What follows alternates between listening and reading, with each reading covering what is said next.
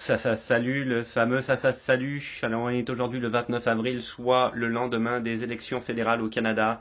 Et tu le vois en arrière de moi, ça fait la une des journaux. McCartney, qui était déjà Premier ministre du Canada, qui a succédé à Justin Trudeau comme chef du Parti libéral, remporte les élections.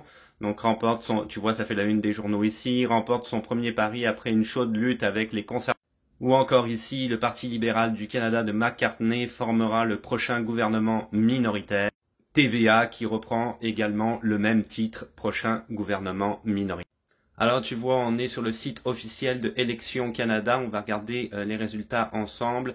Donc tu as un total de 343 députés qui siègent en fait à l'Assemblée nationale au Canada.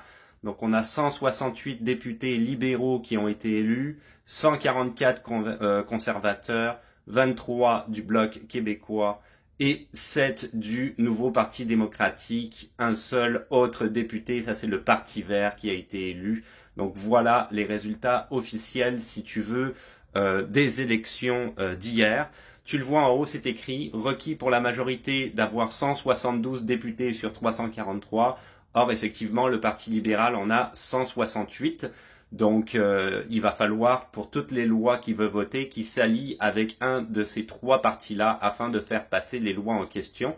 Je te dirais que majoritairement, le Parti libéral a souvent tendance à s'allier au NPD, qui est un parti de gauche, à savoir que le Parti libéral est un parti centre-gauche, plus ou moins, et le NPD est un parti gauche-gauche.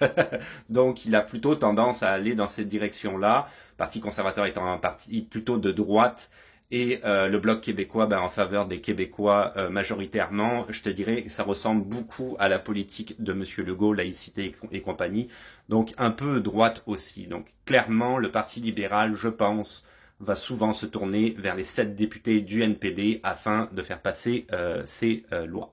Alors ici, tu as en termes de pourcentage, toujours sur Élections Canada, donc tu vois, les libéraux ont été effectivement élus avec 43,5% des voix, conservateurs 41,4% des voix, le Bloc québécois en haut 6,4% des voix et finalement le NPD ici avec 6,3% des voix, le Parti vert ici 1,2% des voix pour le seul député qu'ils ont obtenu. Alors, autre élément important par rapport à ces élections-là, on est ici sur le site internet du NPD, du nouveau Parti démocratique, avec son chef ici qui est Jagmeet Singh. Il faut savoir que le NPD a eu une débâcle pour ces élections-là. Ils avaient eu 17,6% des intentions de vote aux dernières élections. Et ces élections-là, je viens de te dire le pourcentage, c'est 6% et quelques. Donc effectivement, c'est quand même une grosse chute au niveau du nombre de votes. Et Jagmeet Singh, effectivement, n'a pas été réélu dans sa circonscription. Donc, il va démissionner fatalement, si tu veux, de son rôle de chef de parti au NPD et on va voir dans les prochains jours qui va être le nouveau chef de parti. Alors, la même chose en fait pour le Parti conservateur. On est ici sur le site internet du Parti conservateur avec Pierre Poilievre. Pierre Poilievre a effectivement non plus pas été élu dans sa circonscription. Ça faisait 20 ans qu'il était député de sa circonscription en Colombie-Britannique. Eh ben, c'est terminé pour lui. Mais il n'a pas dit qu'il allait démissionner, ce qui peut paraître relativement étrange parce que je te le rappelle qu'ici on vote pour les députés, donc par circonscription, ok, il y a énormément de circonscriptions, tu l'as vu, il y a 343 députés au total pour tout le Canada. À Montréal, il y a déjà 2 ou 3 circonscriptions, ne serait-ce que pour la ville, la Pointe de l'Île où je suis est une de ces circonscriptions-là. Donc lui n'a pas été élu, ce qui veut dire qu'il n'aura pas de siège en tant que député à l'Assemblée. Donc comment être un chef de parti sans pouvoir, si tu veux, être à l'Assemblée, présent à l'Assemblée? Ça paraît un petit peu fou, effectivement. Alors évidemment, les journalistes ont interviewé certains politologues, je me suis un petit peu informé ce matin.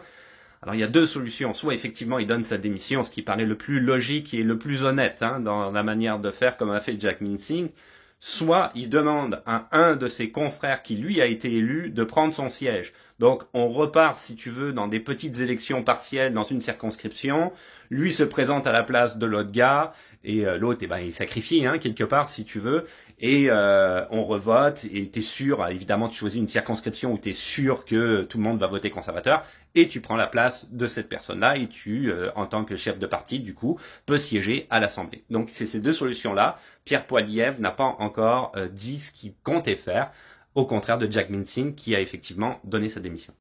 Donc voilà, pour terminer, voici le visage du nouveau Premier ministre du Canada, qui est déjà Premier ministre depuis le 9 mars, je te le rappelle, la démission de Justin Trudeau. Bon, ben là, il est officiellement élu pour 4 années supplémentaires. Alors si tu te rappelles bien, quand j'avais été voté, j'avais fait une petite story en donnant mon pronostic comme quoi ça allait être libéral minoritaire. Pourquoi? Tout simplement parce que c'était par rapport au contexte politique.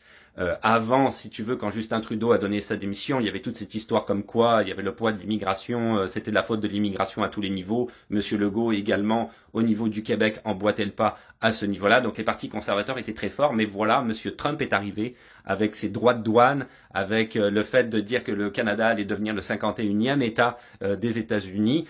Et le Parti conservateur, malheureusement, rejoint un peu dans ses politiques, si tu veux, même s'il s'y oppose, Donald Trump. C'est un peu le même genre de politique. Même s'il s'oppose à Donald Trump, il faut quand même le dire. D'où, si tu veux, le résultat des élections. C'est-à-dire qu'il y a plusieurs personnes qui vont quand même continuer à voter conservateur, mais il y avait beaucoup de monde qui avait peur de Donald Trump en disant non, on peut pas voter conservateur au cas où les conservateurs décident de s'allier à Donald Trump ou d'aller dans leur sens, pas à tous les niveaux, politiques ou économiques, mais dans certains plans, si tu veux, qui, nous, en tant que contribuables, on n'apprécierait pas ça, clairement. Donc, il y a certaines personnes qui étaient un petit peu frileux et qui se sont dit, on va quand même voter libéral juste pour être sûr, parce qu'on sait que les libéraux sont à 100% contre Donald Trump à tous les niveaux. Donc, c'est pour ça que je pensais que ça allait être libéral minoritaire à cause de ça, parce qu'il y a quand même une forte couleur conservatrice ici au Canada, surtout depuis la démission de Justin Trudeau. Et c'est exactement ça qui est arrivé.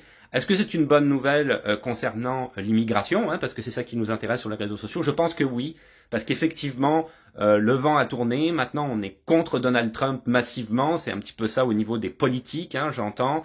Donc, on n'est plus, si tu veux, dans la sphère où c'est tout à cause des immigrants, la faute de l'immigration, le fait qu'il y ait trop d'immigrants, migrants temporaires, etc.